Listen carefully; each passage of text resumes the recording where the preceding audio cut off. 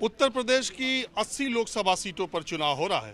पहले चरण में 8 लोकसभा सीटों पर पश्चिमी उत्तर प्रदेश में चुनाव हो रहा है, लेकिन सिर्फ एक सीट 80 सीटों में ऐसी है, 8 सीटों में ऐसी है जहां पर मुकाबला चार तरफा है। एसपी, बीएसपी, बीजेपी और चंद्रशेखर आजाद समाज पार्टी के नेता चंद्रशेखर नगीना लोकसभा सीट से चुनाव लड़ रहे हैं और इस चुनाव को उन्होंने चौतरफा बना दिया है। हालत ये है कि नगीना में अखिलेश यादव आते हैं, वो भी चंद्रशेखर पर व्यंग बाण कसते हैं। आकाश आनंद बीएसपी से आते हैं, वो भी चंद्रशेखर की चर्चा बिना नाम लिए करते हैं। बहन जी भी अगर नगीना लोकसभा में आती हैं तो वो भी बिना नाम लिए चंद्रशेखर पर ही हमला कर रही हैं। और चंद्रशेखर पूरे चुनाव में न तो मायावती का जिक्र कर रहे हैं, न अखिलेश यादव का जिक्र कर रहे हैं, किसी दूसरी पार्टी दूसरे नेता का जिक्र नहीं कर रहे हैं।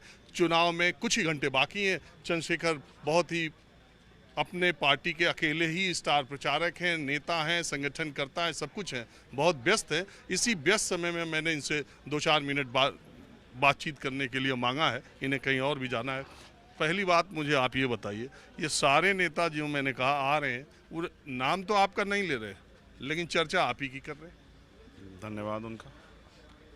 देखो ऐसा है भाई, हम लड़ रहे हैं चुनाव, और चुनाव भी इसलिए लड़ रहे हैं, आवाज़ तो हम सड़कों पे भी उठा लेते हैं, लेकिन मैंने महसूस किया है कि पार्लियामेंट में जिस तरह से मजलूमों की आवाज़ उठनी चाहिए, जो जुल्म जाति देश के स्तर पे, राज्य स्तर पे गरीबों, कमज़ोरों, किसानों, मजदूरों, नौजवानों, महिलाओं के साथ हो रही है, जाति के आधार पर अन्याय हो रहा है, धर्म के आधार पर हो रहा है, उस पर पार्लियामेंट में जिस तरह से वकालत की जाती है वो नहीं की जा रही। तो वो उनको तो चुनाव लड़ना है, मुझे तो इस पूरे समाज की आवाज़ बनना है। इस जुल्म को मैं देख नहीं सकता। इस जुल्म के खिलाफ मैंने सड़कों बगावत की और मुझे लाठियाँ भी खाने को मिली, मुझे जेल भी जाना पड़ा, मुझे तमाम तरह की मुसीबतें भी करनी पड़ी। और इनका आना बार बार का ये इस बात का ऐलान है कि यहाँ मुकाबला चौतरफा है ही नहीं, यहाँ मुकाबला एक तरफा है, और उस मुकाबले में किस तरह से थोड़ी थोड़ी टूट ये लोग बेचारे कर लें, उसके लिए प्रयास करें, वो जो कि बिल्कुल भी संभव नहीं है। मैं आपको गारंटी से कहता हूँ राजीव भाई, बिल्कुल संभव नहीं। यहाँ की जनता ने मन बना लिया, और मन भी इसलिए बना लिया क्योंकि उन्होंने चंद्रशेखर आज़ाद को सड़कों पर लड़ते देखा, लाठियाँ खाते देखा। मैं पहली बार ईमानदारी से, पहली बार, देखो मैं दूसरा चुनाव लड़ रहा हूँ, पहला मुख्यमंत्री के खिलाफ लड़ा, वो भी किन परिस्थितियों में लड़ा वो आप और मैं जानते हैं कि परिस्थिति क्या थी। लास्ट टाइम पे हमें, पिछली बार हम पे एक आरोप लगा दिया गया कि चंद्रशेखर को किसी का फ़ोन आ गया, इसलिए उन्होंने समझौता तोड़ दिया, वो चले गए। इस बार मैं पहले दिन से इंडिया अलायंस के साथ था कि भाई मैं आपकी मदद करूँगा। मैं आपके चैनल पर कह रहा हूँ, मेरी सीट अभी से इंडिया अलायंस के काम आएगी जिस दिन परिणाम आ जाएंगे। मैं आपको चैनल, मैं एफिडेविट देख कह रहा हूँ। आज मेरे खिलाफ जब और कुछ नहीं कर पा रहे तो एक रूमर फैला रहे हैं कि भाई चंद्रशेखर तो जीत के भारतीय जनता पार्टी में चले जाएंगे, मंत्री बन जाएंगे। मंत्री बनने के लिए राजनीति करता 2018 में बन जाता। वो आपको वाई सिक्योरिटी जो मिल गई ना, कोई एक नेता बताओ इस पर ना हो। और वाई सिक्योरिटी इसलिए जिसकी जान खतरा है। वो कोर्ट को कितने, तमाम कोर्ट से लेकर सारे जो उसको, और गोली किस नेता पे चली है।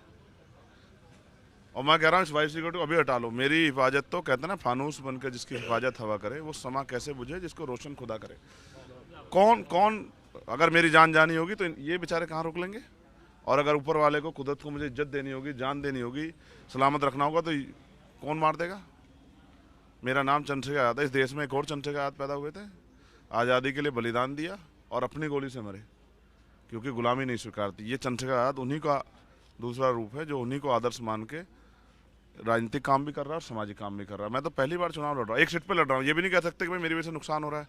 79 जीत लो ना, देश भर में 542 सीटें उन्हें जीत लो ना, लेकिन सारे काम छोड़ के यहीं इसलिए क्योंकि यहाँ एक मजलूमों की मजबूत आवाज़ बन रही है। ये आवाज़ ना बन जाए तो आपकी जो डरा के राजनीति चल रही है, आपकी झूठ बोल के जो राजनीति चल रही है, वो कामयाब होती रहेगी। मैं आपको लिख के देता हूँ, परिणाम कुछ भी हो, मैं मरता मर जाऊंगा, लेकिन इन पे गरीबों पे जुल्म नहीं होने दूंगा, चाहे मुझे कुछ भी कीमत चुकानी पड़े। बहन जी ने देखा नगीना में आके कहा कि मनुवादियों के हाथ में खेल रहे हैं और बहुजन का वोट में बंटवारा कर रहे हैं। कौन से मनुवादी? जिनके साथ आपने अलायंस किया भाजपा के साथ, 4 बार जिनके साथ मिलकर सरकार बनाई आपने, वो मनुवादी? या वो जो मुझसे पहले जिन्होंने आपके उनको सुरक्षा दी? या वो जिनके खिलाफ एक शब्द कहता है आपको डर लगता है? मेरठ में इंदु शेखर को लटका के मार दिया गया, उसके परिवार के लोग चिल्ला चिल्ला के थके कि बहन जी एक ट्वीट कर दें, एक शब्द नहीं कह पाई।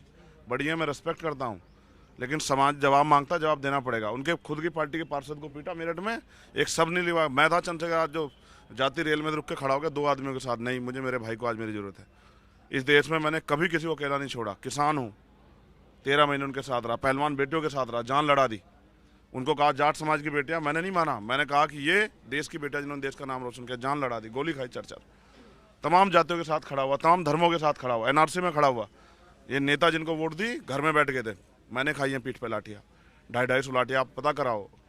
एक भाई सीनियर पत्रकार मौके मौजूद थे जिस समय मुझे जानवर की तरह पीटा जा रहा था, मेरी खाल दर्ज, मेरे पैरों के नखून खींचे जा रहे थे। मैंने जुल्म सहा है। अगर सुख सुविधा की राजनीति करनी होती तो मेरे साथी जैन थे, चले गए, लेकिन चंद्रशेखर जाने वाला होता तो बाद में क्यों, पहले चला जाता। चंद्रशेखर आज़ाद तो ईमान वाला है, ईमानदार है, मरता मर जाएगा, लेकिन कभी भारतीय जनता पार्टी कोई समझौता नहीं करेगा। नहीं, देखिए, मैं सब जगह पे जा रहा हूँ, मैं खुद इस बात को मानता हूँ कि उत्तर प्रदेश में जो नेता या देश में भी जो नेता जमीनी स्तर पर संघर्ष या हर जगह जाने के, उसमें चंद्रशेखर को मैं मानता हूँ। बहुत जगहों पर घटना घटने पर चंद्रशेखर को आप पाएंगे, तमाम जगह विरोध प्रदर्शनों या ये जमीन पर रहने वाले संघर्ष करने वाले नेता है। मेरे एक बात समझ में है, जहाँ भी मैं जा रहा हूँ आमतौर पर कहीं आमने सामने की टक्कर है, कहीं त्रिकोणीय टक्कर है, और ये माना जा रहा था कि आप इंडिया गठबंधन के नेताओं के संपर्क में हैं, प्रियंका गांधी के संपर्क में हैं, अखिलेश यादव से आपकी बातचीत चल रही थी। फिर ऐसा क्या हुआ कि उन्होंने आपको अपना कैंडिडेट नहीं बनाया, जबकि आप मजबूत स्थिति में दिखाई दे रहे हैं? पिछली बार उन्होंने आरोप लगा दिया था कि भाई चंद्रशेखर किसी के फोन चला गया, तो अब इस बार जवाब दो पूर्व मुख्यमंत्री जी, अब बताओ कि इस बार अलायंस किसने तोड़ा? इस बार एक सीट पे आपने किस तरह से हाथ खड़े किए? हमने कत्ल किया अपने पूरे संगठन का कि हम नहीं लड़ेंगे चुनाव। हम पे सारे हम लड़ चाहते सारे जिलों में लड़ लेते, वोट की टूट ना हो। हमने सारे वोट को संगठित किया कि हमें अलायंस के साथ रह के भारतीय जनता पार्टी को सबक सिखाना है, लेकिन आपने इस बार हमारा हाथ छोड़ा क्योंकि आप नहीं चाहते कोई गरीब का बेटा, कोई किसान मजदूर का बेटा अपने पैरों पे खड़ा हो जाए, क्योंकि अगर कोई नया आदमी आएगा तो इन गरीबों की आवाज़ बनेगा। और जो घटिया राजनीति चल रही है, भ्रष्टाचार की, डर की, सीबीआईडी इनकम टैक्स के नोटिस से डर के जो राजनीति चल रही है, वो राजनीति कामयाब नहीं होगी। मेरे ऊपर लगाओ ना सीबीआईडी इनकम टैक्स।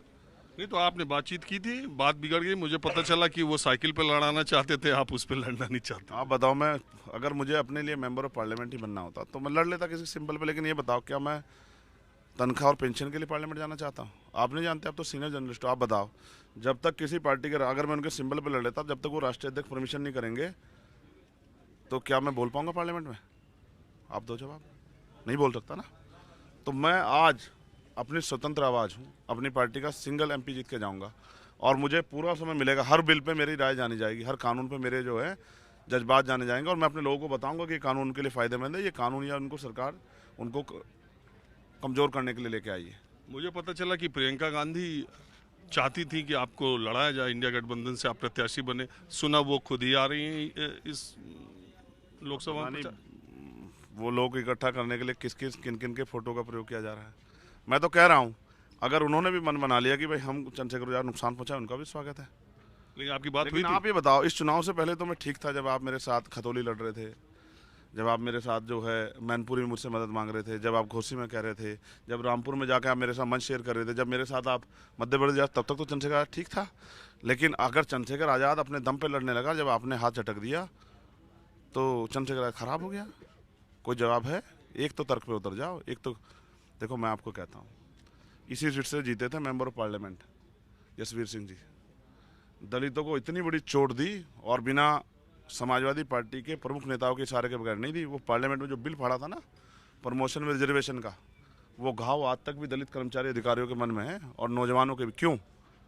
क्योंकि अगर वो बिल ना फटता तो डिमोशन नहीं, वो प्रमोशन में रोस्टर जो है वो रुकता नहीं। वो काम भाजपा नहीं कर पाई, वो कांग्रेस नहीं कर पाई, वो और पार्टी नहीं कर पाई जो किया था इन्होंने।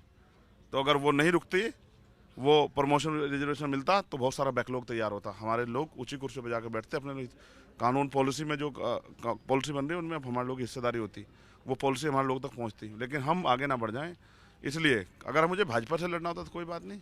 अब तो एक अकेला चंद्रशेखर सबसे लड़ रहा है।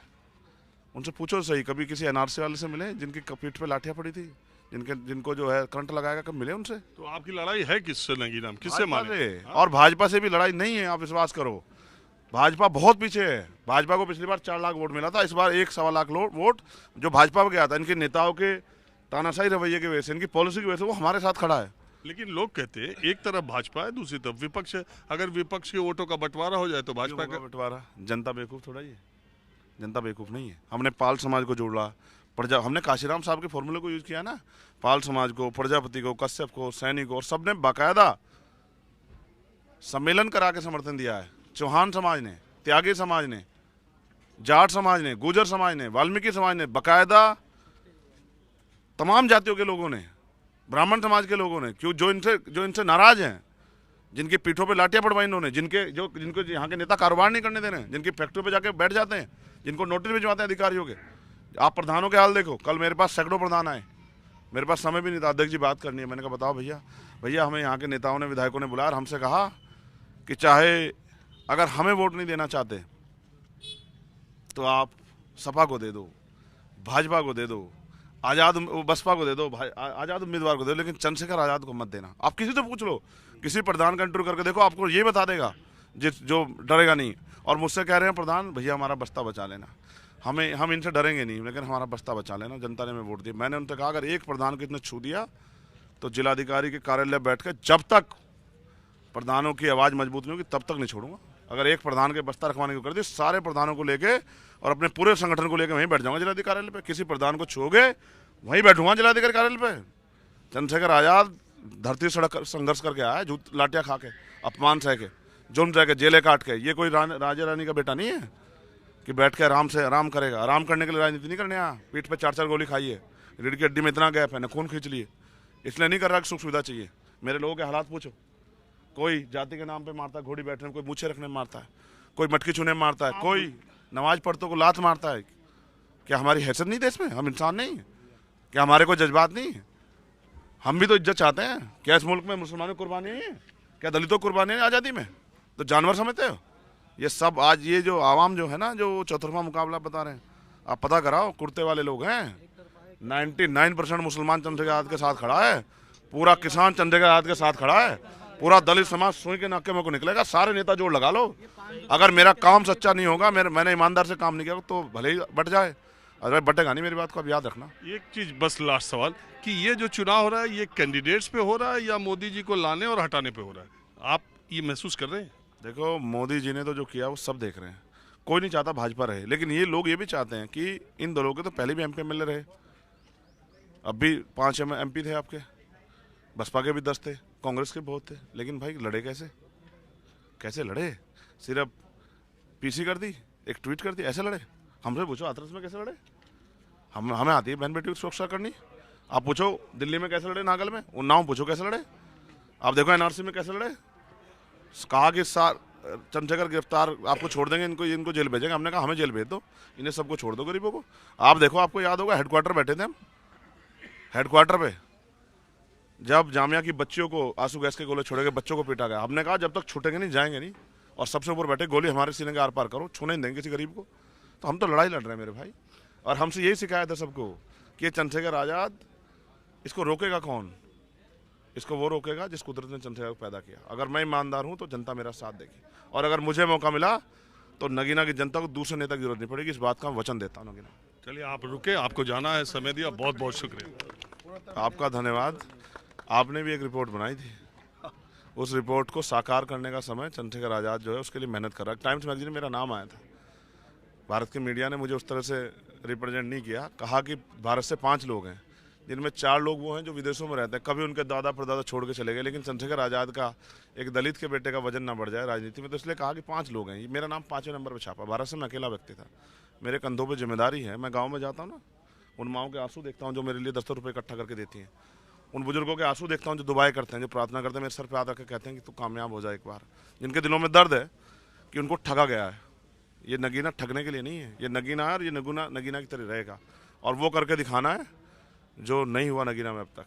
चलिए, बहुत शुक्रिया, आप जाइए। Thank you.